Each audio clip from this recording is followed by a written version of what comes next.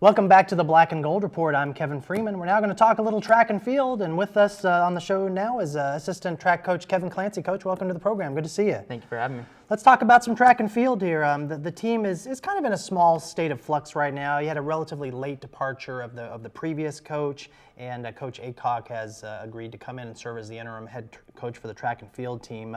First, how has Coach Aycock stabilized the situation, and how are the athletes responding both to him and to the staff like yourself? Okay.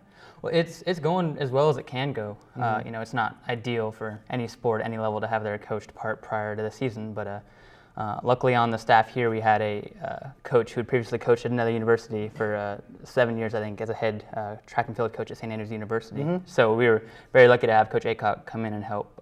As far as stabilizing, one of the main things he did was put the right people in the right positions. Myself, Coach Wilcox, Bruce Strickland, AJ Davis, really put them in charge of a lot of the kids on the team and help stabilize the situation. One of the initial things he did was the meeting, an initial stabilizing meeting. Right. And he really just told them that we're a team, and through this we're going to be a team, and I want you to have a vested interest in the team. I want you to pick your team captains. I want you to form committees to decide what uniforms we're going to get, and really gave them a vested interest in the team. Okay. And they've responded very well to That's that. fantastic. Well, I know you have to be excited this year in particular because for the first time track and field is going to be an official Peach Belt sport. There's going to be a Peach Belt championship. How exciting is this for you and for the athletes, for the rest of the staff, and how does it make this season different?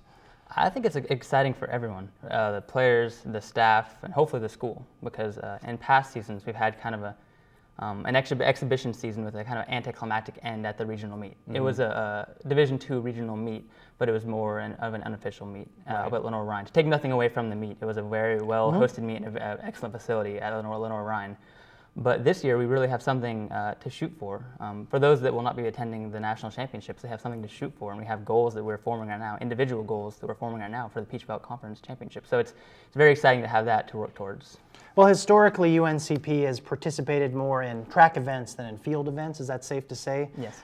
Does Peach Belt conference affiliation mean that your program might try to expand things a little bit and maybe try out some new events? Or what kind of events in general are they going to have at the Peach Belt? Is it going to be everything? Is it going to be hammer throws? You're going to have to learn how to pole vault, that kind of stuff? Hopefully I won't have to learn how to pole vault. But to compete in the Peach Belt Conference meet or in any conference, you have to be a well-rounded program. And like you said, we really focused on the sprints and the distance athletes, the running events in the past.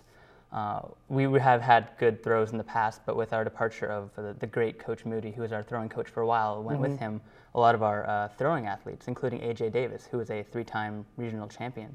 So in order to build that back up, we've brought AJ back on as the coach for the throws team. He's doing an excellent job. And we're starting to build back up, bring in some quality throwing student athletes. And again, trying to work with our weaknesses and our strengths, continuing to build upon our sprints and distance athletes as well. Well, that makes a nice segue into the next question, which is just give us a little bit of an overview of this year's team. And where do the strengths of the team appear to be focused? Yeah. What are some things that you want to focus on as a team? And what events do you guys normally participate in? Okay, well, we try to participate in all the events outside of the pole vault. Pole vault requires a little more resources than it's actually worth when it's only one scoring event. Right. We try to participate in all of the events, and the strengths really on the women's and men's side, from the sprints all the way up to the distance, really we're strong all the way around. Good mix of freshmen, upperclassmen. On the men's side, we have Shaquille Ray, who was a provisional qualifier in the 200 last year. Brought in some newcomers, Brandon Little, Byron May.